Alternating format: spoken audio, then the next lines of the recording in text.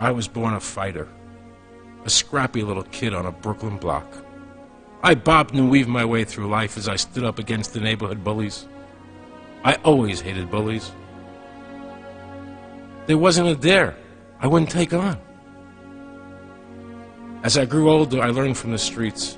I had a knack for the ladies, a strong right arm, and a love for rock and roll.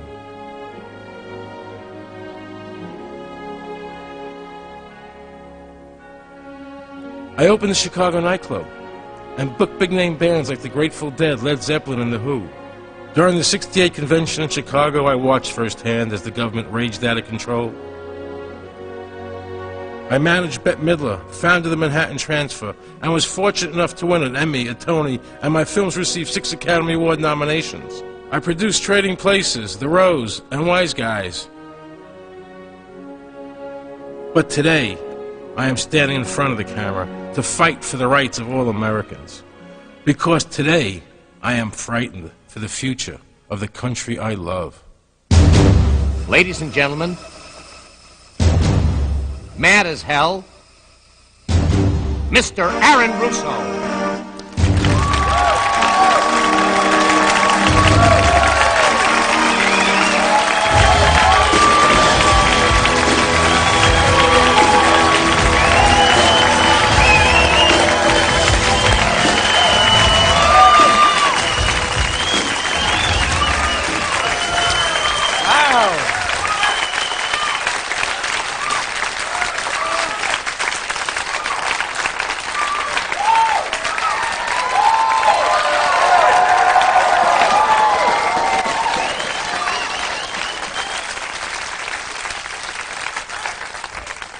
Hello, everybody. Hello. Welcome to Mad as Hell.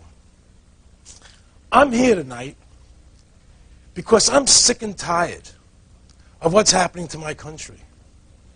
I'm fed up, and I feel an overwhelming need to shine a light on, to illuminate our country's problems. And the most fundamental problem we have in America is that it is no longer a free country. And it is fast becoming a totalitarian state. I know those are strong words, but they're true nonetheless. Let me illustrate. Imagine you're calmly driving along in your car, minding your own business, obeying all the traffic laws. And all of a sudden, in your rearview mirror, you see a police car coming up behind you. How does that make you feel? Safe and secure? Or uncomfortable? Let me see a show of hands for uncomfortable. Amazing, isn't it? It's amazing. See, I remember being taught in high school that America was different because it was founded on the principle of liberty. That means nobody can make you do things against your will, including the government. And government's function was to protect that liberty. Everybody, stand up. Stand up. I want you all to recite the Pledge of Allegiance. Pledge allegiance to the flag of the United States of America and to the republic for which it stands. Stop! Sit down. And to the republic for which it stands. It doesn't say, and to the democracy for which it stands, and to the republic for which it stands. America was founded as a constitutional republic with some democratic principles. A republic is where 99% of the people can't take away the rights of 1%. And that's why America was called a free country. Your rights were guaranteed and absolute. Do you hear our elected representatives telling you our country is a republic? No! In a democracy, 51%, the majority, can take away the rights of 49%, the minority. That's not freedom. Who's ever in office determines what rights you have. Like a ping pong ball, bouncing back and forth, back and forth. One says abortion's legal. One says it's not. One says gun control. Another says no. Taxes are too high. Taxes are too low. Balance the budget in 7 years, 5 years, 9 years, 3 years, 1 year, 18 years.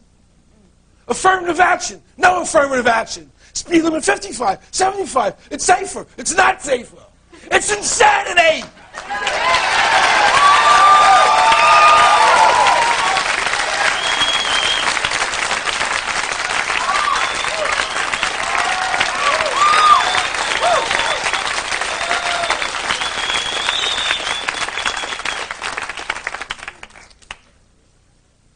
This creates a deep and dark division in America. Left versus right. Rich versus poor. Gender versus gender. That means man versus woman. What we need is a set of principles to live by, no matter who's in office. And we have it. It's here. It's called the Constitution.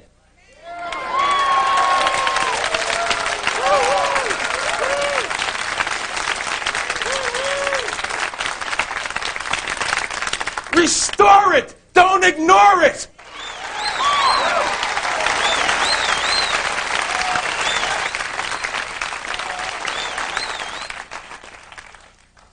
People often ask me, Aaron, are you a liberal or a conservative? A Democrat or a Republican? Those are just labels. The right question is, Aaron, are you free? Are you free?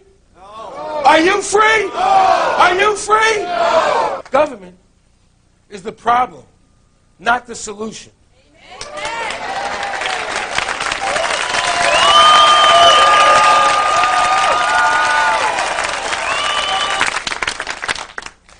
A big centralized government, like ours has become, manipulates us into strict obedience in the name of some contrived greater good. Social engineering. That makes me want to puke. Because that's the big lie. That concept is the basis for the destruction of America. It is the antithesis of everything we stand for. There is no greater good than each of us being free. That is the ultimate good.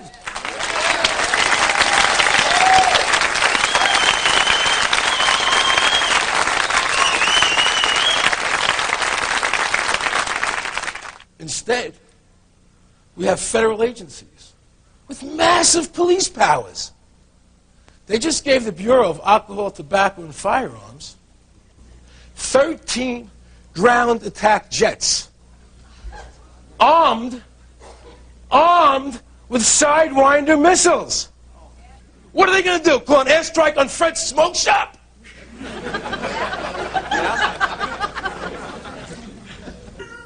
That's why my grandparents left Europe, to come here, to get away from governments who forced them into obedience. But now, here has become there. You have any music for me?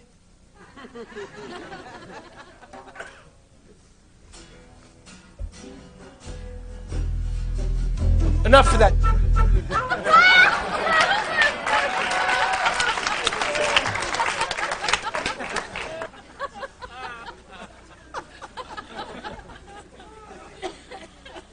every election, politicians are sworn into office. They take an oath. They take an oath to defend the Constitution. So help me God. So help me God. So help me God. But after they swear to God, they dismiss their oath and ignore it. And ignore the Constitution. Why? You know why? Because the Constitution limits their powers over us. They don't want us free. They want us controlled, like puppets. Little marionettes, they string along and do this, do this, do this, do this.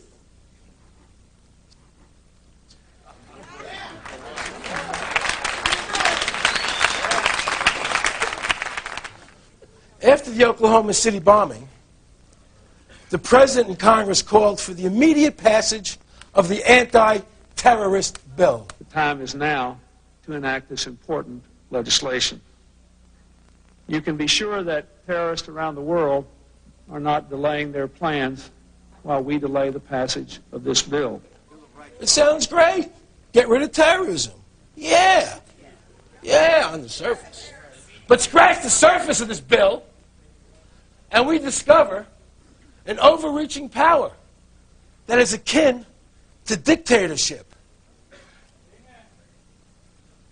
10-year sentences for the crime of supporting the lawful activities of an organization the president unilaterally, you hear that word? Unilaterally declares to be terrorist. And it's not appealable. He says it, that's it.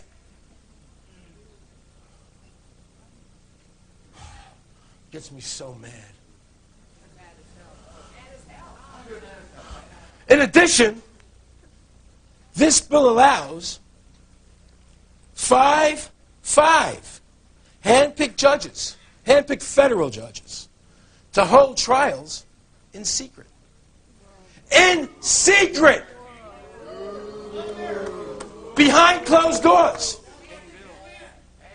Wait. Without a jury. And the defendant isn't even present at his own trial to defend himself. You know why? Because he doesn't even know it's happening. Okay? He doesn't even know it's happening. That means you could be on trial right now and not even know it. And you were just found guilty. All of a sudden you're gone. All of a sudden people are going to start disappearing. They're whisked away. What happened to Sam Jones? I don't know. He was at work yesterday.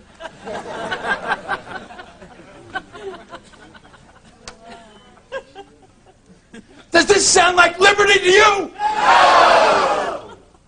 This bill is about furthering totalitarianism, not stopping terrorism.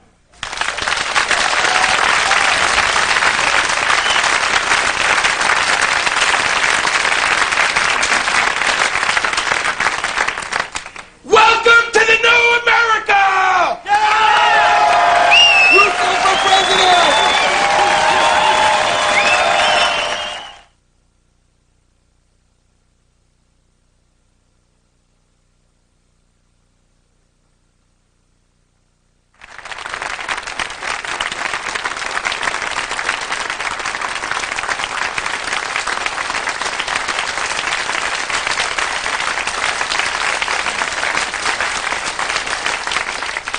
If you take a frog and drop him into a pot of boiling water, he'll jump right out. But if you take that same frog and put him in a pot of cold water and slowly turn the heat up, he'll sit in that pot of water, lulled into complacency, until he boils to death. Ladies and gentlemen, we are that frog. And the water's beginning to boil.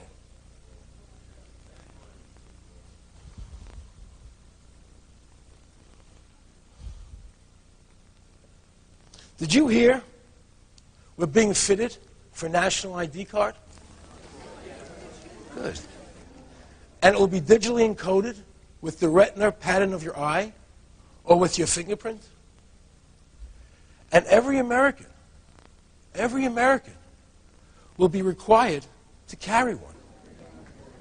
Required is another word for forced. According to this bill, come 1999, all employers will be required to receive authorization from the federal government before hiring any new employee.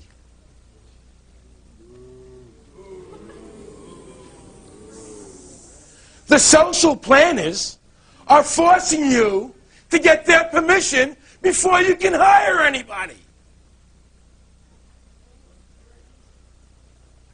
And your name has to be on their database to even get a job. Do you want your name on their database? No. They'll tell you from here to doomsday. They're defending your liberties. They're lying!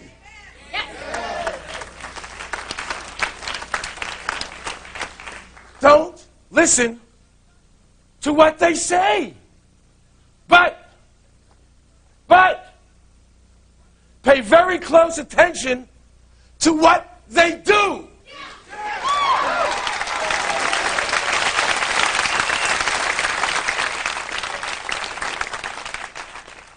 Thomas Jefferson said, the price of freedom is eternal vigilance. Well, how many of you have been vigilant? Or do you do whatever the government dictates and just accept it?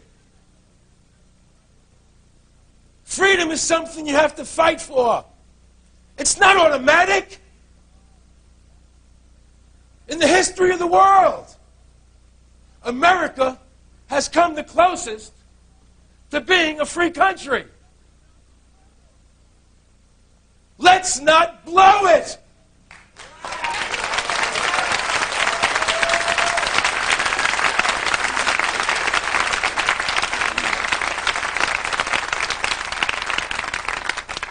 Speaker of the House, Newt, blew it when he urged fellow members of the House of Representatives to destroy the Fourth Amendment by passing H.R. 666. Do you know this bill will allow the government to invade your home without a search warrant? Congress and the President have no authority to ignore the Constitution. But they're doing it. The major media never reported this. Why? Free press, please. It's a controlled press. And what they don't tell you is costing you your freedom.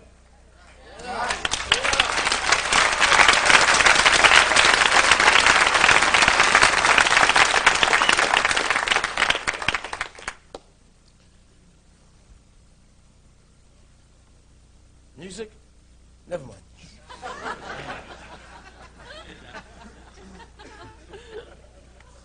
I'm on a roll. Why are you guys there anyway? I can't figure this out. Congress has passed the FBI wiretap bill. This requires that wiretaps be pre-built into all phone switching equipment by October 28, 1998.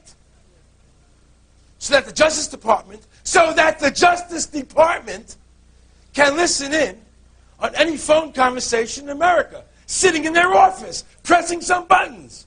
Let's see what Aaron Russo's saying today. Sons of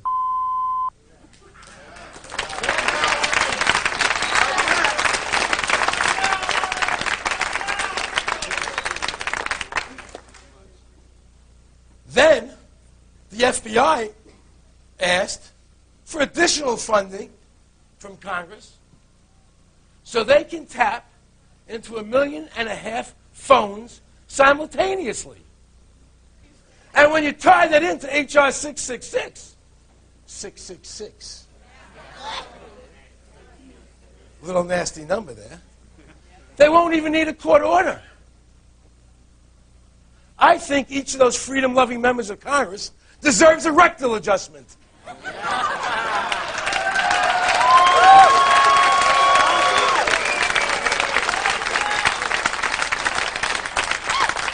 Now that's liberty!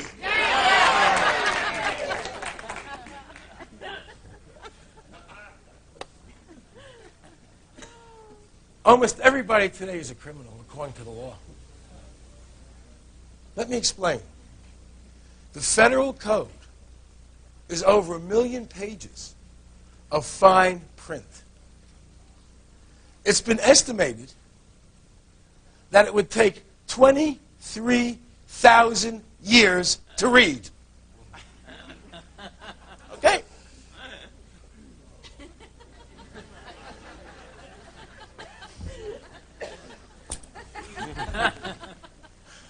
Yet, ignorance of the law is no excuse. We are responsible for all these laws. It's just a question of who and what law enforcement decides to focus on as to whether you go to jail, or you go to jail, or you go to jail. How does that make you feel?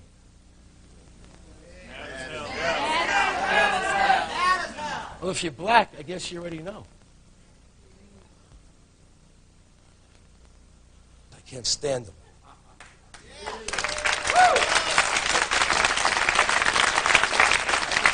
I mean, I can't stand them.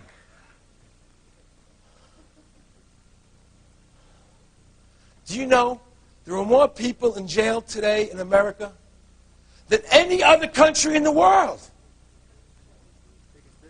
And 70% of them are there for victimless crimes. How can you possibly have a crime if there isn't a victim?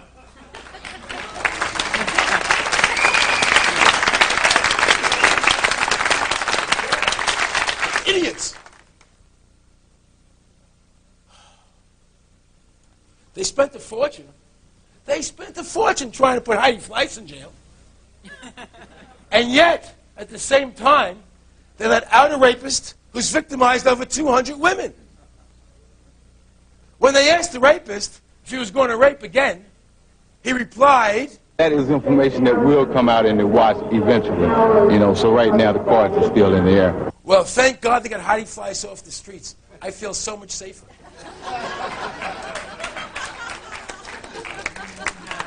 In goes Betty Crocker, out goes Jack the Ripper.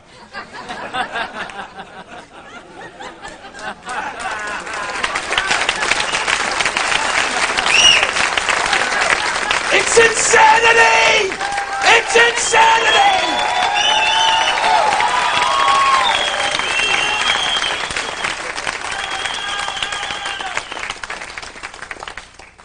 In Washington, there are entire buildings that just hold books of rules and regulations. Big, big buildings full of bureaucrats whose job is making sure you and everyone else follow this endless stream of rules until we choke to death.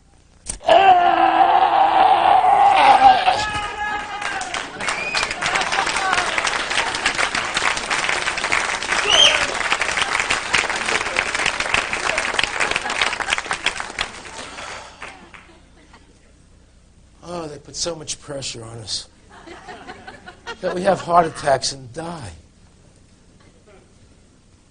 Wait, do you think this is the government's way of subsidizing the medical profession?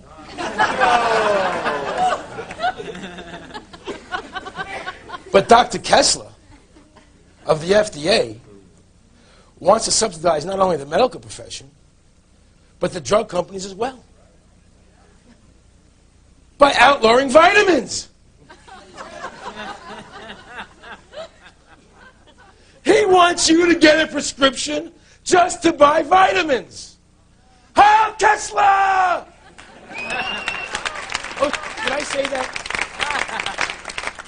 It must have been a vitamin C deficiency. But nothing to worry about. I have Social Security.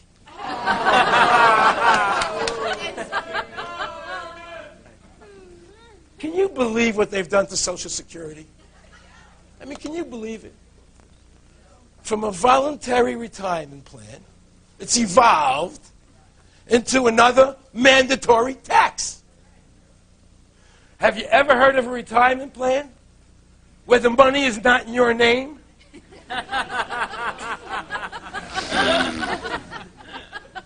And the custodian can spend it at his will? And you can't leave it to your heirs? And it's their way of keeping track of you to boot. Try running a private fund like that. And then there's the IRS.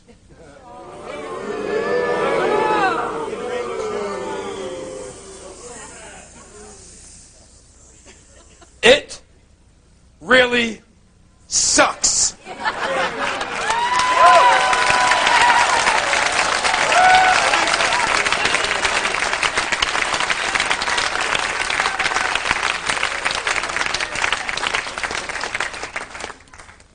I didn't know whether to say sucks or steals. They're both so appropriate. They tax you your whole life. And when you die, they tax you again on the money you leave your family. These people make pigs look anorexic.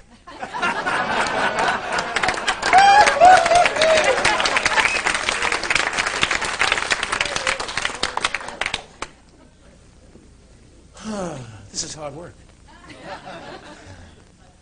The San Francisco Chronicle reports by the year 2010, federal income tax and Social Security combined will take 84% of everything you earn.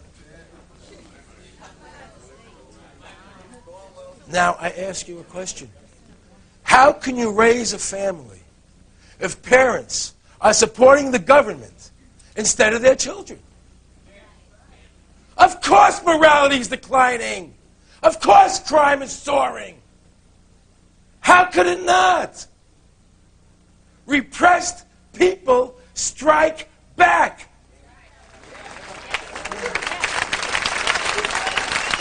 And there are a whole lot of repressed people in America today.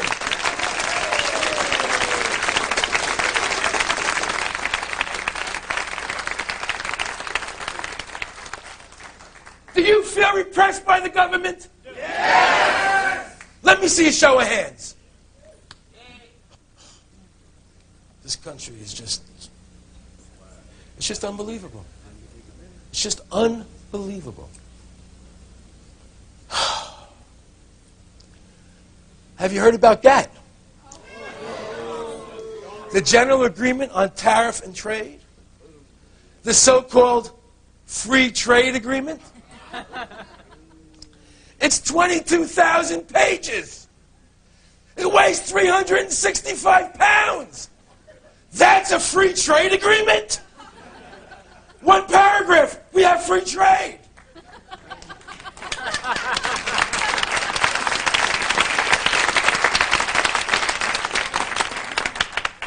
No one, not even your congressman or your senators, read it. It would take 4 senators just to lift the thing. Jose, bring out GATT.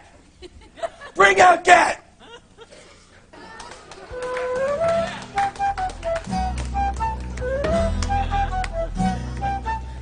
Dump it.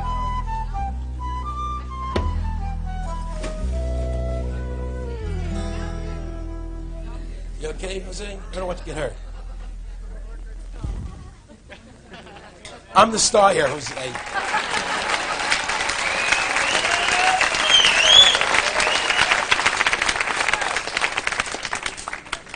And two arch rivals running for president, Dole and Clinton, pushed everybody to sign it. I'm pleased to announce that an understanding has been reached with Senator Dole. For the past 50 years, our country has led the world to create a more open and a more prosperous trading economy. I will be writing a personal letter to each of my Republican colleagues in the Senate, enclosing all of this material, asking them to read it very carefully and suggesting that, in my view, we ought to be all in support of GATT when it comes up next week. They don't know what it says! Do you understand the implications of that? It's time to wake up! And I'm here ringing the bell. Because nothing works. Healthcare, welfare, taxation, education, inflation, deflation, politicians lying, people dying, police state, subjugate, corruption, corruption, corruption, corruption!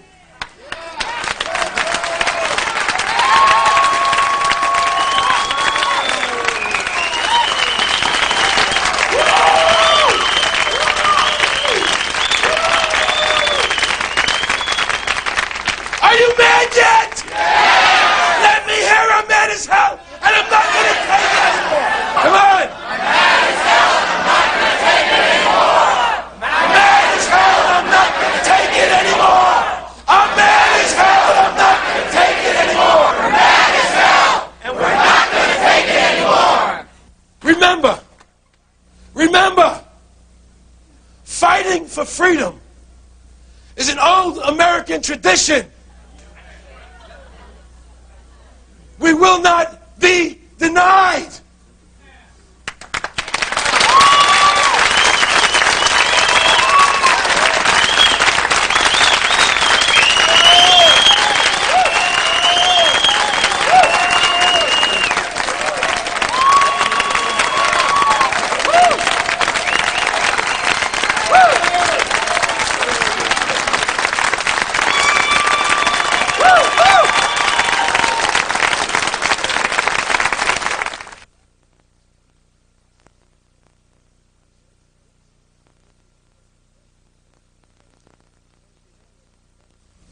Recently, the Associated Press reported the results of a national poll asking Americans if they trusted their government. 70% did not. One of the reasons this figure is so high is people are becoming more aware that we have all but lost our rights to due process and the presumption of innocence until proven guilty. A man's home is no longer his castle. Tonight's show is going to focus on asset forfeiture. Using that catchphrase, government agencies can lawfully storm your residence and seize all your assets. That includes your home and your bank accounts.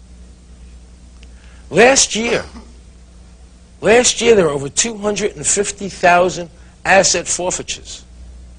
That's 5,000 every week.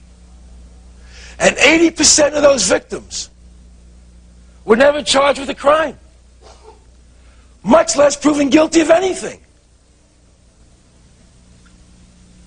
And in some cases, people were even killed in the process. Captain DeWitt here. Yeah. I'm on a search warrant with the Hidden Hills crew on this marijuana eradication thing. Yes. And they just, looks like 927D here. At the location? Yeah. Somebody there? No, we put him down. We killed him? Yeah.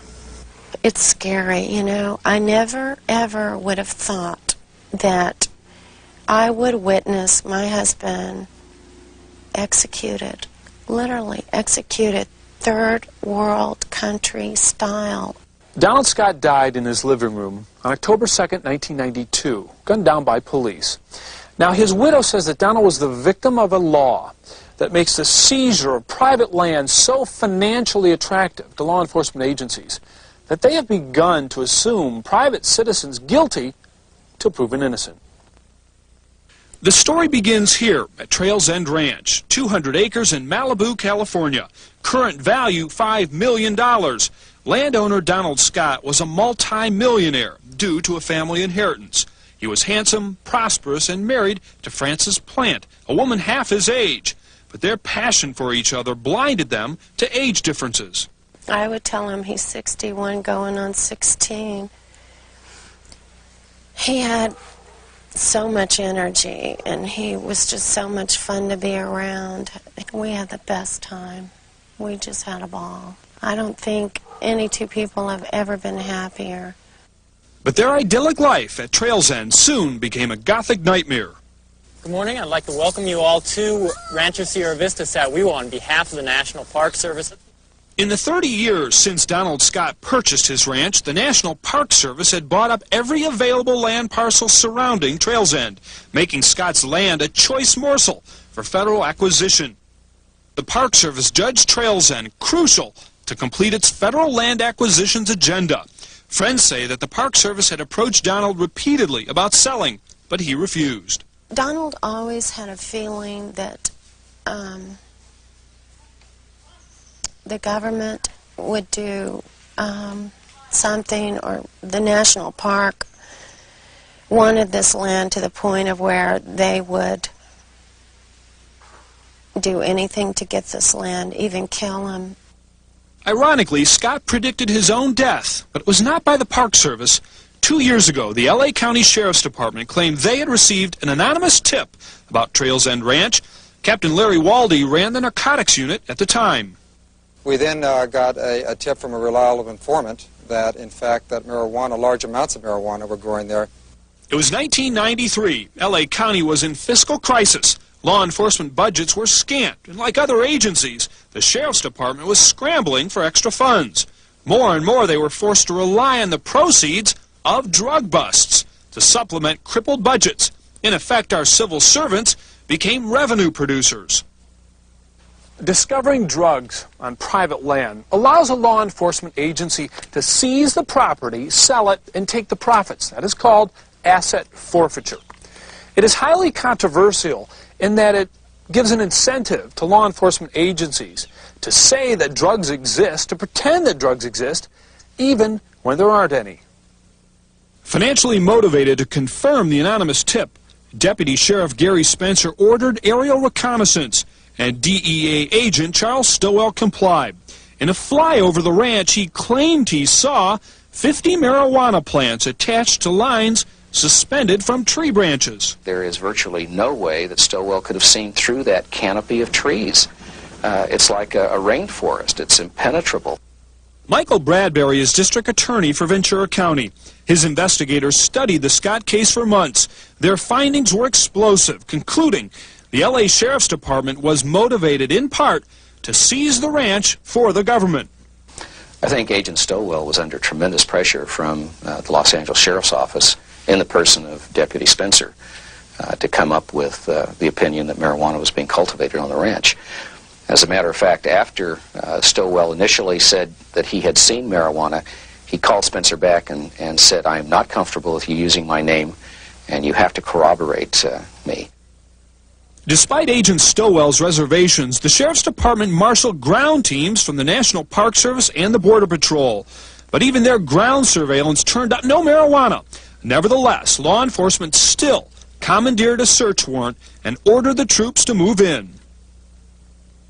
27 people were at the scene. There were at least 5 different agencies. You had the National Park Service there because we worked with them in dealing with the marijuana eradication program. LAPD was there and DEA was there. Coupled with that is the National Guard that we worked with. There was a crash and the house started shaking. And when I first realized it wasn't an earthquake, and I saw a man's face looking at me through the window. Here these men come running towards me, and I'm backing into my living room, screaming, "Don't shoot me, don't kill me." My husband heard me, and he came out into the living room screaming, "Francis, are you all right?" And he had his gun pointed up in the air, and he looked at me, and they yelled, "Put your gun down, put your gun down, put your gun down." And that was the last thing he said, and they just murdered him. This picture of these men was taken moments after they killed him by their own sheriff's department, and they're smiling like I don't know what. The troops searched the entire property, including a grove of trees where the 50 marijuana plants were allegedly spotted by aerial reconnaissance. And there was no marijuana. But we found some lines suggesting the block and tackle method on some of the trees in that general vicinity. There's no evidence that there were ropes and lines there. I will never be able to be convinced they came here to serve a search warrant. So why did 5 government agencies storm the house that morning? Was the raid on Donald Scott's property part of a government conspiracy to obtain his land for the Park Service under asset forfeiture laws? Does that sound too far-fetched to you? Not if you consider the findings of the DA's office. Curiously, the district attorney's investigation yielded these documents. They were passed out during a briefing before the raid. A property appraisal of the 200-acre ranch and a map, including a notation by Agent Stowell that a neighboring 80-acre parcel had recently sold for $800,000. The district attorney doesn't understand why a search for drugs would include such information unless seizing Scott's land was law enforcement's motive. I think this is simply a case of a good officer, very aggressive, who lost his moral compass, saw an opportunity to have his star rise rapidly in the department by seizing a significant asset. In fact, current Park Service land acquisition policies across the United States are under scrutiny, considered heavy-handed, and in some cases illegal. As for Donald's murder, Frances insists that her husband was in the process of lowering his gun when he was shot. It was just pointed up in the air. He didn't have a chance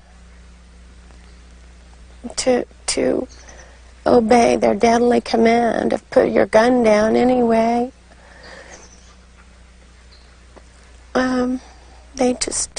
They just blew him away. And Frances's nightmare just kept getting worse. Months after Donald's murder, the ranch house burned down. Frances says it may have been arson. The house is burned down because the national park refused to let the Ventura Fire Department put out the fire. They could have made a very simple fire break. They had all their equipment there just to make one little fire break, and the national park stopped them. They said it is against our park policy to disturb the natural beauty of our park land. And now, guess what? Now the IRS wants to force a sale of this land to make us pay death taxes. So let me get this right. One agency of the government comes in and kills your husband, and now that he's dead, another agency of the government comes in and wants the land. Well, they haven't met me yet. They're not going to get this land. I couldn't believe this could happen in our country. I couldn't believe my father has fought in 2 wars for us to be safe in our homes. And for this to happen in America it's unbelievable.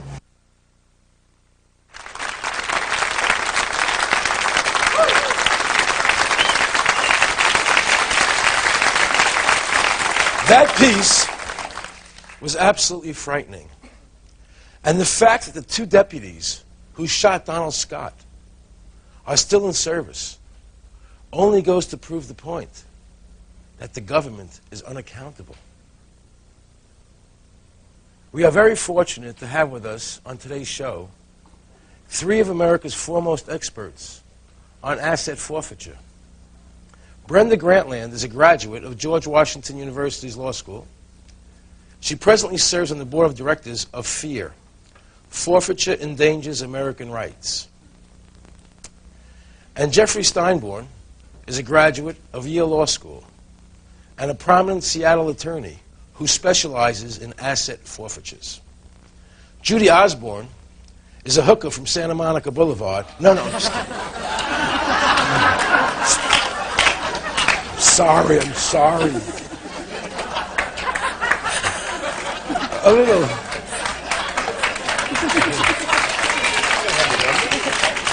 Have your asset seized for that. Have your asset seized for that, too. There you go. Judy Osborne is the author of Spectre of Forfeiture. She defeated the government's attempted forfeiture of her home and now edits the Fear Chronicles.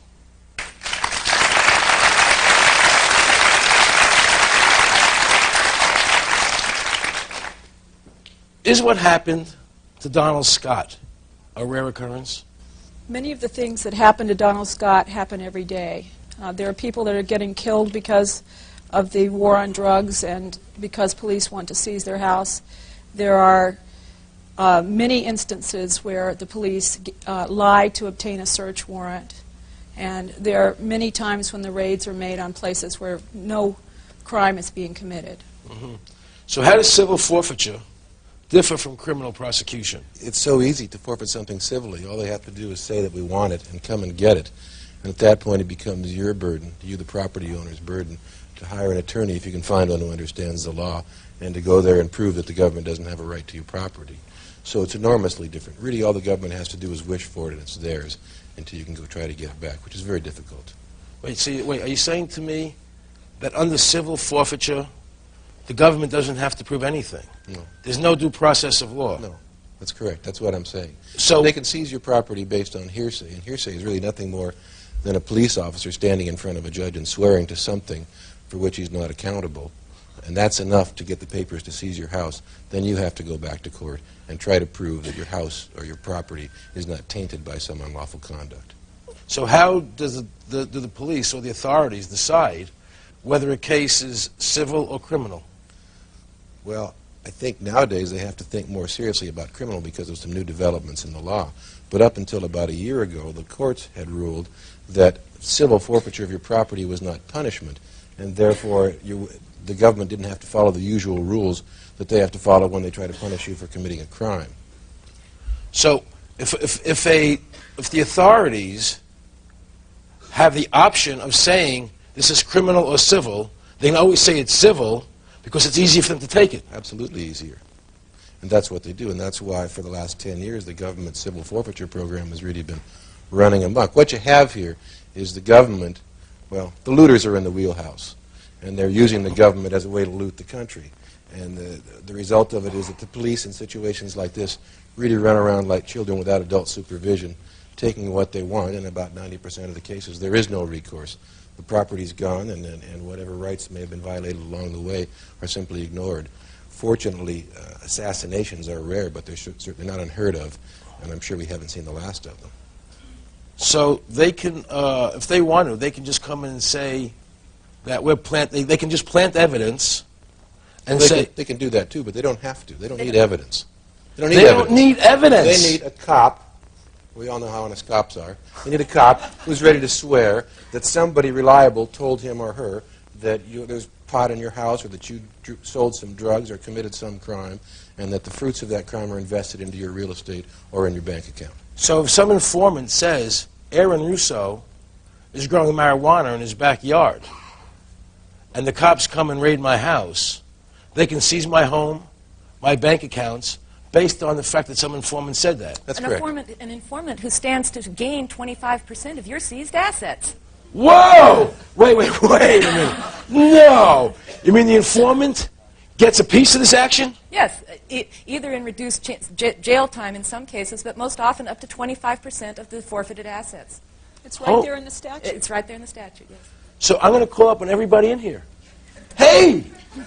This one. Let's seize their house. I'm getting 25% of that? And it places the owner in the untenable situation of trying to prove a negative. I challenge anybody here to prove there was no marijuana in your closet on this day 2 years ago. Prove it. That's the scary part about it, and what's happened. You know, Aaron, we've been talking about the Constitution, but this demonstrates very clearly the Constitution is what the judges say it is. And if the judges say this is constitutional, then it is. And so one of the problems really is that the judges, we have to have some judges who have the courage to talk about what your rights are and to be offended by this. But the Constitution is very plain English. It's not very difficult to understand. Well, you would think so, but historically it's always been nothing more than what the judges say it is. And this generation of judges seems to have a low esteem for some of these rights that we hold so dear. So who's vulnerable to forfeiture? Like Everyone. Anybody. You know, there are lots of cases now where third parties are having their assets seized because of something someone else did. Say a landlord-tenant situation, for example. You may own an apartment building and someone living in your apartment may be selling drugs. The police will come to you and say, get that tenant out of there within 2 weeks or we'll take your property. And you go to your lawyer, you find out that the local landlord-tenant law requires you to give your tenant due process. So you start going through the due process that you're required to give under the local landlord-tenant law, and that's not fast enough. They come in and seize your property. There's a couple in Southern California, retired Army, I forget his office.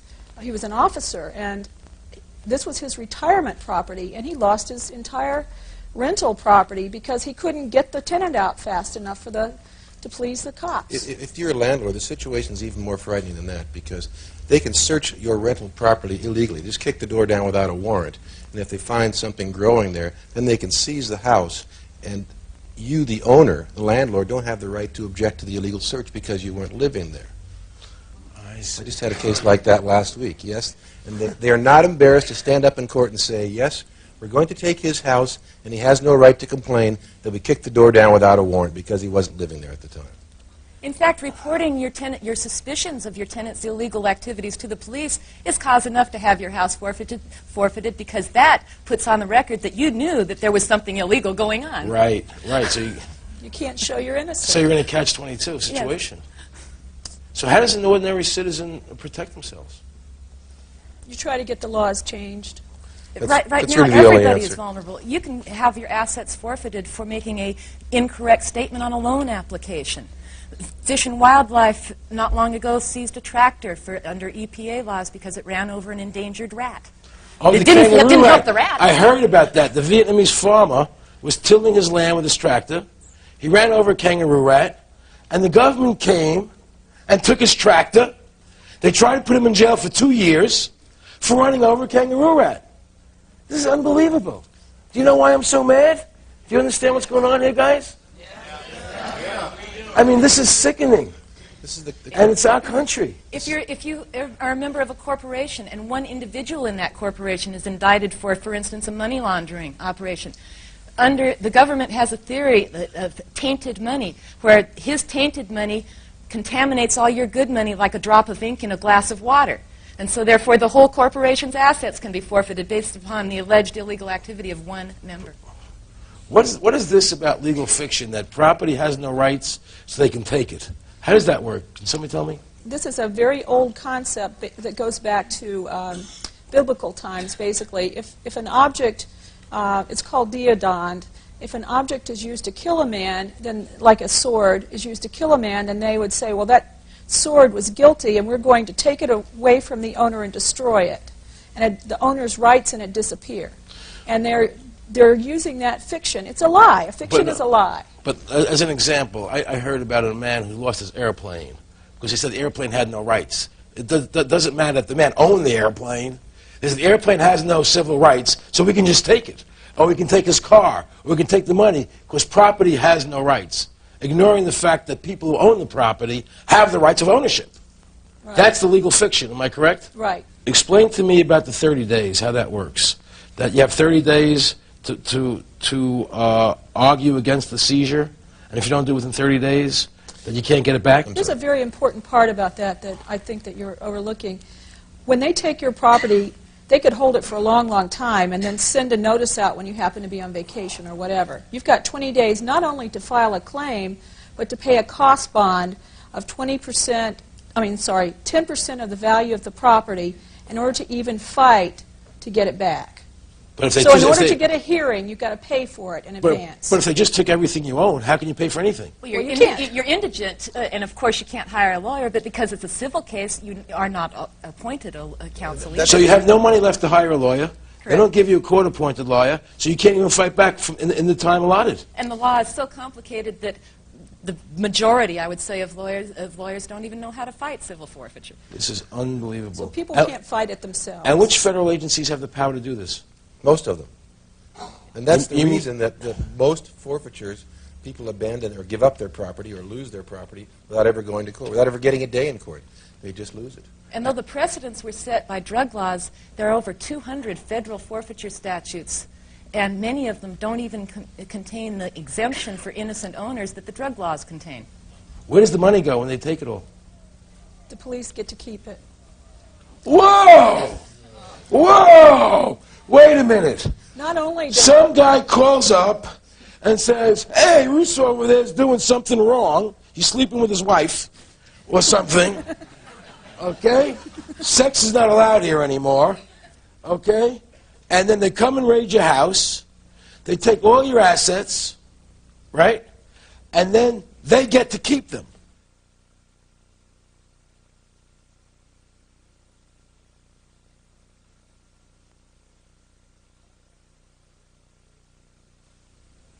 Now, a few days ago, something shocking came across my desk.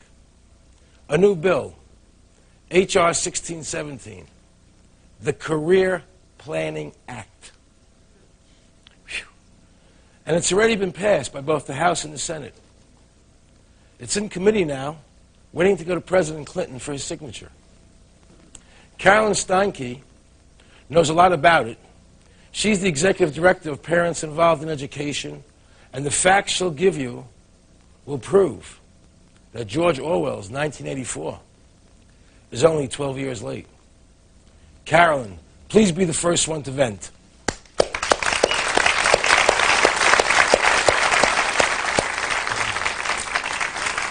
Children in this nation, as a matter of fact, in our wonderful United States, are scoring lower than third world nations when it comes to getting an academic education. But we know that problem. Tell us about H.R. 1617. H.R. 1617 came to light when we realized that there was a plan. The reason why they are dumbing down our children is the Clintons' plan for human resource development. It is a plan in which the government has decided to join in a partnership with parents in the raising of their children. Parents and the government are going to be a partnership? Yes, 50% arrangement until a child, of course, has been designated at risk. Now, they call the plan Cradle to Grave. Cradle to Grave, meaning that from the I call it sperm to worm.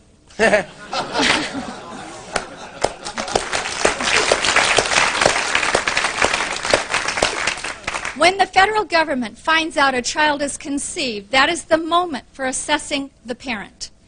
And from that time on, every child will be assessed, and they will be qualified, and they will be scrutinized. And if for any reason, according to the plan, these children are not meeting the criteria that the federal government has set for their well-being, which could be anything, we have that also, the at-risk designations could be anybody's child. The child of an obese parent, the child that has too few toys or too many toys, a child that was a low birth weight, 6 pounds. Do you know what that brings? That brings with it the federal government looking into your home unannounced 8 to 10 visits a year to monitor. What does that mean?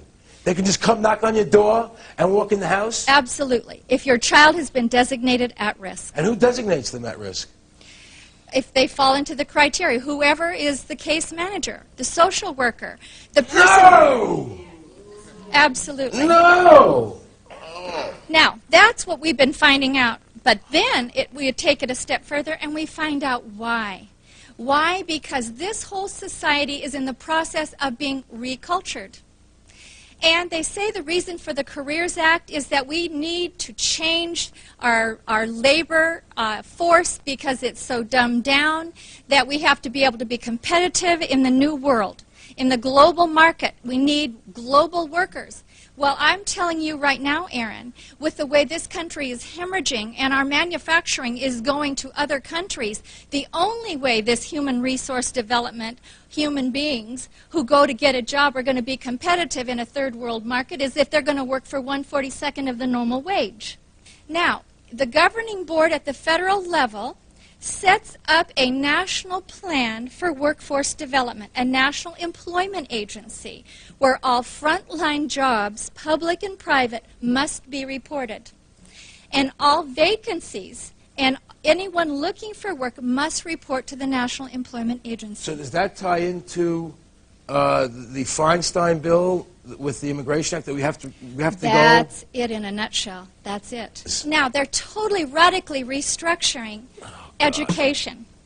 And the plan, the legislation calls for integrating career-based curriculum at the earliest grades possible. Little kindergartners are now going to start talking about careers, and now they're going to start being investigated, analyzed, and surveyed as to what is their best potential for their future. And Aaron, guess what? Your children and my children and the children in this audience are going to now be picking their career for life and being trained specifically for that career by the 9th grade. Not my children. Not my children. Does this sound a little bit like the hammer and the sickle? Well, I think, Carolyn, I thank you for coming here and telling us all this. I think Carolyn deserves a big round of applause.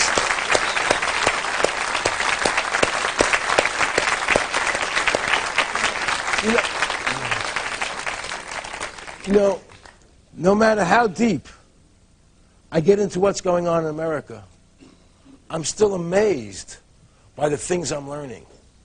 And that's why I decided to do this show, so that we can all learn something together to stop this vulgarity and this deceit by our government. You know, this podium is your platform. So anybody else who wants to vent, please raise your hand. Please. Introduce yourself, please. Hi, Aaron. I'm Julian Whitaker, and I'm a medical doctor. I've been practicing in the state of California for about 20 years. Been very active in medical freedom. I practice what you call alternative medicine, which I don't call alternative medicine. I just call good medicine, because we use vitamins and minerals and things of this nature. I've been following the FDA. I've been involved in several lawsuits against the FDA with vitamins and minerals. However, there's something going on in Houston, Texas right now, which amounts to a cultural rape. There's a physician there by the name of Stanislaus Brzezinski. And I've been hearing about Stanislaus Brzezinski treating cancer. Basically, he has found a definite method and cure for cancer by isolating naturally occurring particles from the blood that get into the cell and turn off the genetic activity that causes cancer to progress. I have visited his clinic on 2 occasions. I've gone over terminal brain cancer patients that never, ever regress or never go into remission. They go into complete remission. There's a case in San Francisco of a 4-year-old girl who had a rhabdoid tumor of the brain, the most deadly tumor in childhood, 52 cases reported. Average lifespan is 8 months. She lived 2.5 years, and she died not from cancer, but from the radiation and chemotherapy she had before she had this therapy. Now, I've talked to leukemia patients and lymphoma patients, complete remission.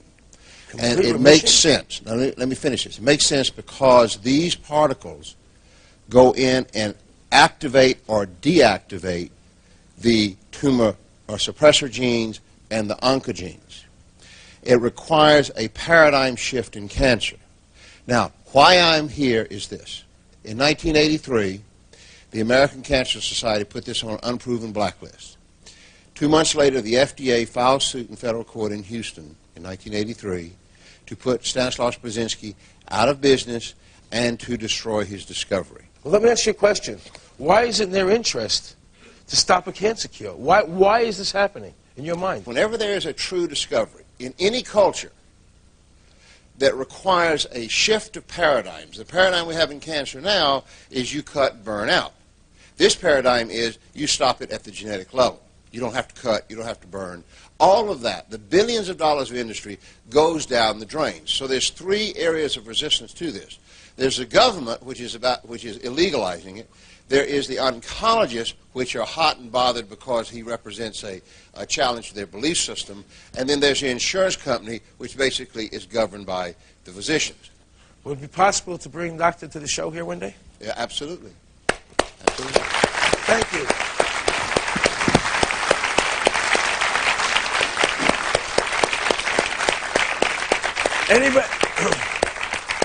Anybody else would like to vent? Senator Rogers.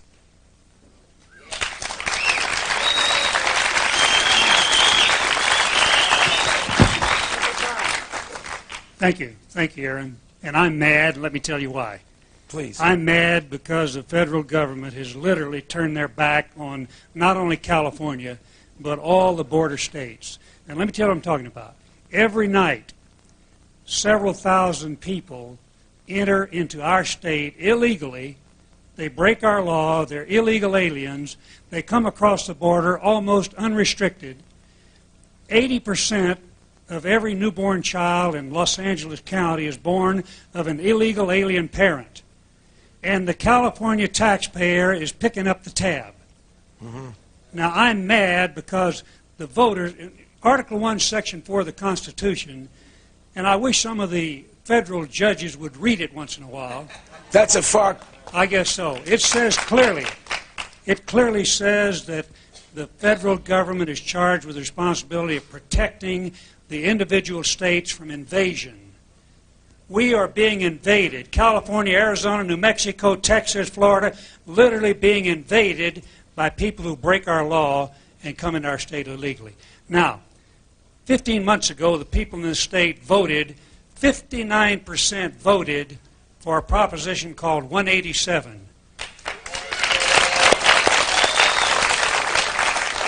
A federal judge, one judge appointed by Jimmy Carter, has put a stop to what the people in California clearly support. Absolutely. Absolutely. Now, what we need to do is, first, of course, I'm thinking maybe we ought to put a term limit on federal judges, folks, rather than lifetime. It is not fair to the people in California. What's happening? We are required, according to this federal judge, to provide free welfare services, free medical care, and a free public education to all of these people that come in and break our law and come into this state illegally. And it's time that we told the federal government, look, you either do it or we're going to do it. Amen. Now, the federal judge, let me tell you how contorted her reasoning was in using the Constitution. She said, well, Prop 187, you are making immigration law, and that is the area for the federal government. That's not what 187 was about. 187 was merely saying the state of California has the right to remove the incentives that are acting like a magnet that are drawing these people into our state. That's all 187 does. Right. It doesn't monkey with immigration law. So it's time that we put a stop to it, that we reaffirm the sovereignty of the state of California, and we do what we know we have to do to spare and preserve and rescue the taxpayers in this state. I'm mad.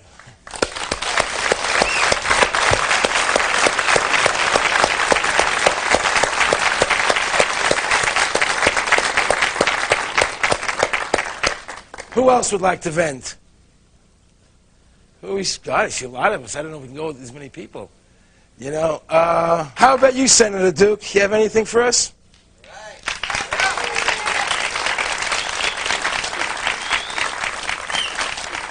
Please introduce yourself. Okay, well, I'm Charles Duke, state senator from the state of Colorado. And I'm very happy to be here today, Aaron, and I'm mad as well, like many of the people here. Are you mad as well or mad as hell? Mad as well. I'm mad about the loss of our Constitution, as you well know, and I'm mad about a $5 trillion debt, and just a number of things, not to mention the property seizure law that you've talked about tonight. That's really one of the many reasons that I carried the nation's first 10th Amendment resolution. And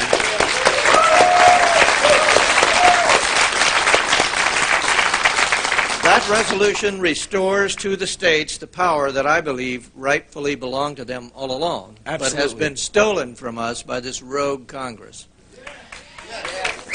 Now, That resolution had two parts. It said, first, the state of Colorado hereby claims sovereignty over all powers not otherwise enumerated and granted to the federal government by the United States Constitution. It's based on the 10th Amendment, which says the states have any power they wish to have, unless it's prohibited. The second part reminded the federal government that they're our agent, and it says that the federal government, as our agent, is hereby given notice and demand to cease and desist, effective immediately, mandates that are beyond the scope of the constitutionally delegated powers.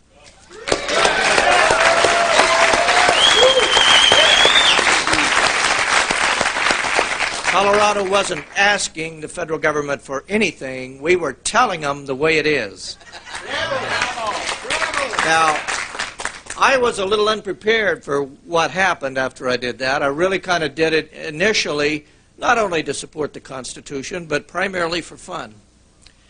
Well, it really took off across the nation, and in fact, Senator Rogers sponsored SDR 44 here in California, and that has passed as well.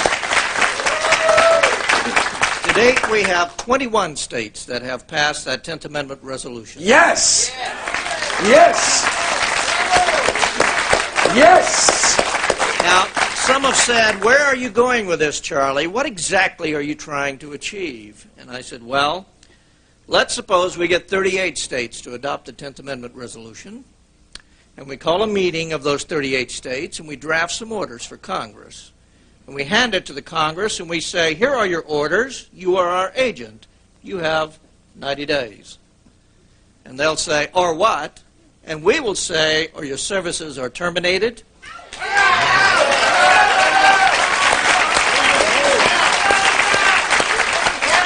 And there will be new elections to replace you.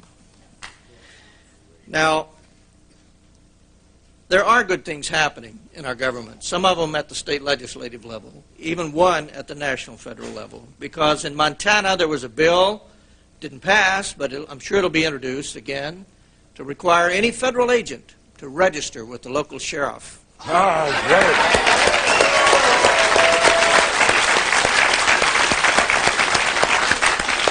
You might be very surprised to know that the Supreme Court has ruled on more than one occasion that the federal government has no police power. Right. So they can't go to the federal government for help there. In any case, I'll be introducing that in Colorado. And Senator Rogers has told me if I'll get the data to him, he'll introduce it for the state of California. Yes.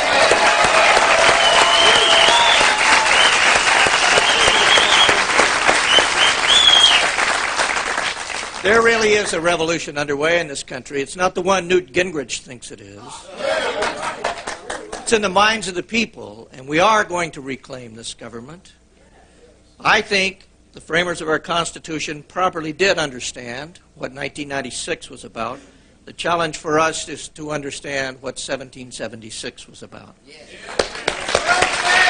Thank you. Thank you.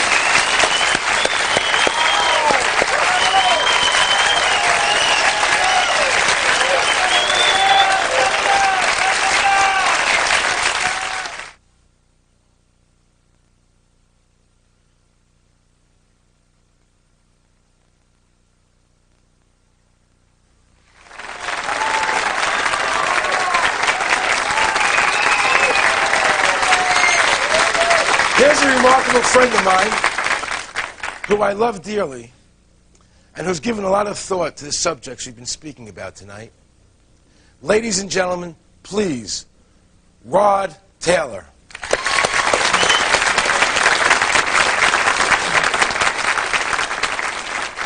I'm here to talk to you about the problem of slavery. It didn't end in the 1860s. It's a social malady that's with us today, and it's increasing in its scope and virulence. The desire to enslave our fellow man is unfortunately intrinsic to the human character.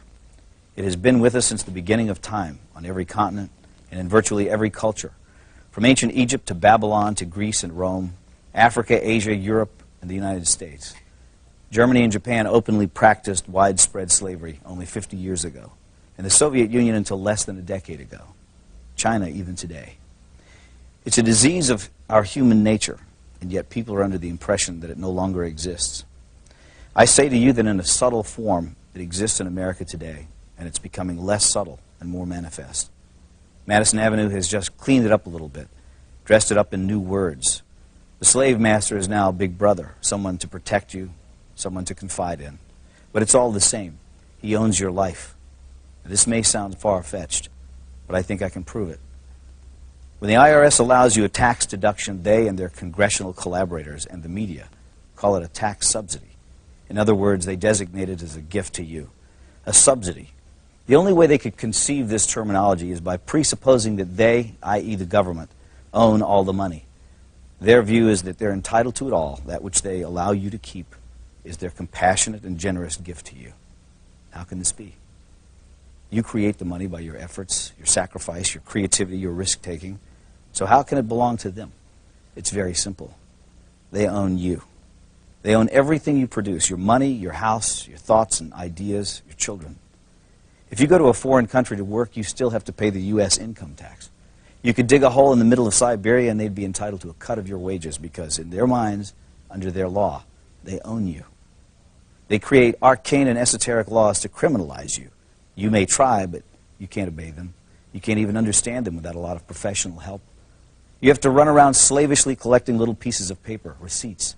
7 years of detailed financial records because you might be called on to give an account of yourself to the big boss man. And if you've made a mistake, he can take everything you have. He loves it that way. That's total power over you, slavery. I don't remember when we, the people, signed over ownership of ourselves. It just gradually happened by them taking more and more of our freedom. But here's the worst part. It's really only just begun. In this modern age, the information age, getting your money is not enough, even though money, don't let anyone deceive you, is the material source of your freedom. Now, however, they want your mind. If you deviate in your thinking, if you commit one of the 10,000 taboos, and they perceive your actions as a threat, they'll come out and kill you. It was the thought police who killed the children at Waco and Ruby Ridge. Neither David Koresh nor Randy Weaver, whatever things might be said about them, had ever mugged anyone, robbed a 7-Eleven, or committed forcible rape or murder. But they did have unorthodox views, and therefore it was necessary to round them up and deal with them. Whatever their crimes were, they could have been arrested and tried openly in a court of law. But that was not the aim of certain factions in the government. These statists wanted a massive demonstration of force to show who was boss. The penalty for resisting is death. After all, we're not free. We belong to the government, and deviant thoughts will not be tolerated. In the aftermath of the horrible Oklahoma City bombing, government propagandists tried to intimidate the people into silence by recklessly linking criticism of the government to acts of murder. Some people ask, how can you fear your government and claim to love your country? Our response is, how can you love your country without fearing your government? Who else holds a counterfeit license to kill, incarcerate, and confiscate for non-crimes? Remember, America is about liberty first and last, not obedience to bureaucrats. The Washington power clique wants you to shut up, get in line, do what you're told to do, and most outrageously, think what you've been told to think. We have hundreds of politicians and thousands of lobbyists crawling all over Washington, thinking of ways to control you, to extend their will over you, to subvert your freedom and replace it with their will, to capture, that is, to steal your life force. And so we should all be very angry, because anger is the engine that drives our will to resist. And without resistance, without awareness, they will take it all. That's not just politically perverse. It's a sin against mankind, because freedom is actually sacred. Drop an ant into a jar and seal the lid. It will spend the rest of its life trying to get out. It has nowhere to go, but it wants to be free. That is its nature. It's the way every living thing is made. Once, a long time ago, I saw something at the zoo, a wolf lying in its cage.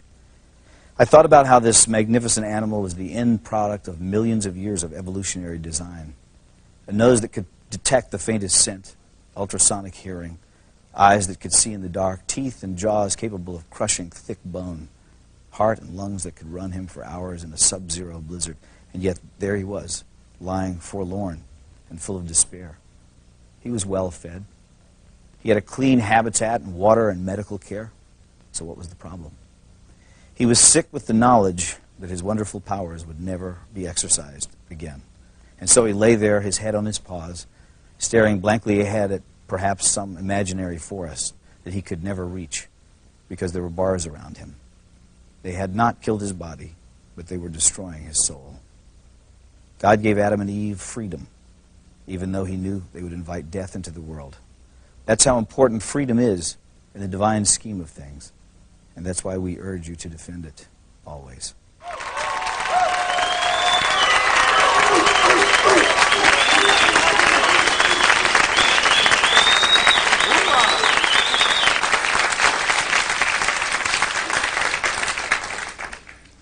I've often wondered what George Washington, Sam Adams, and Thomas Jefferson would do if they were alive today.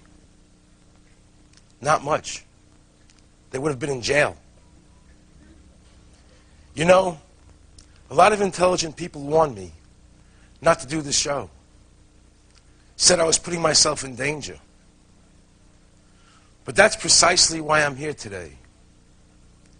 I refuse to live in fear of my government. We have to take personal responsibility for our lives. They think of us as statistics. They lump us together in groups. 65% of the blacks think like this. 75% of the women think like that. 27% of the Jews think this way. And 61% of the Christians think that way. 50% of the men think this way. And out of that 50%, 46% of the circumcised ones think another way. It's all bull.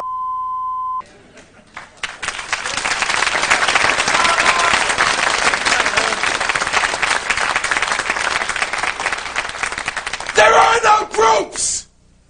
We're individuals. Group thinking is no thinking.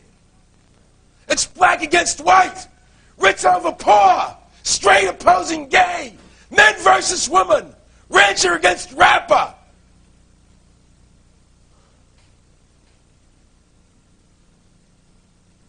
It's only as individuals that we will ever find harmony and peace. Bill Clinton and I are both white, straight, male Americans. That's 4 groups we share. But do I think like Bill Clinton? I can't stand Bill Clinton.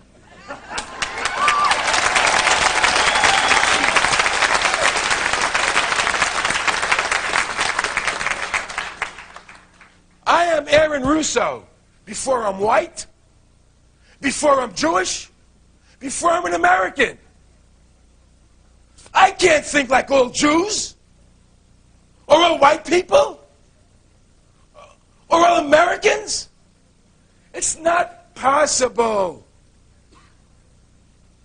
Divide and conquer. It's an old formula. Folks, we've been splintered.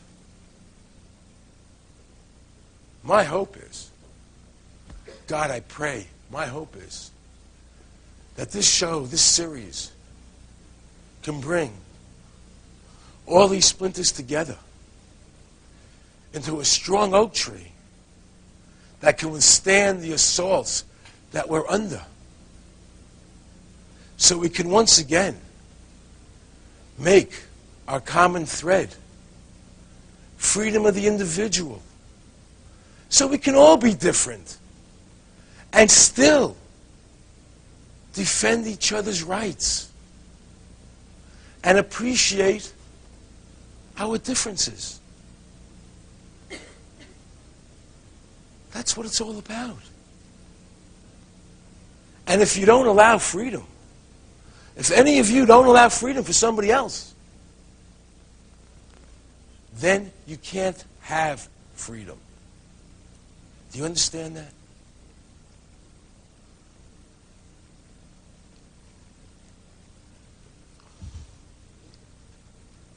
We don't have much time, folks. The free America that we all knew and loved may be gone forever. That's frightening. That's damn frightening. It's time for all of us to stand up and say, no matter what my gender, my race, my age, my education, or economic level, rich or poor, I am first a human being. And I'm ready to start behaving like one again. I open up my arms and my heart and respect every other person in this country.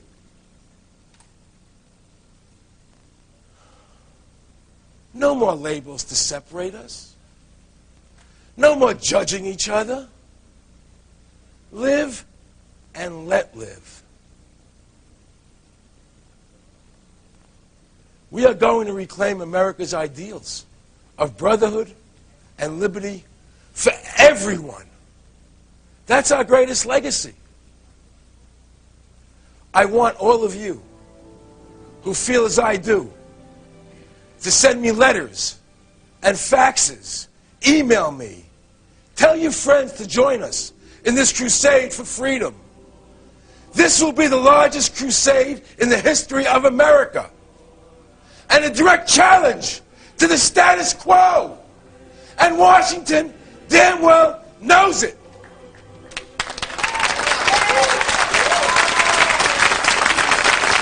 Make them understand that we, the people, are the sovereigns, not them. We love you, Ed.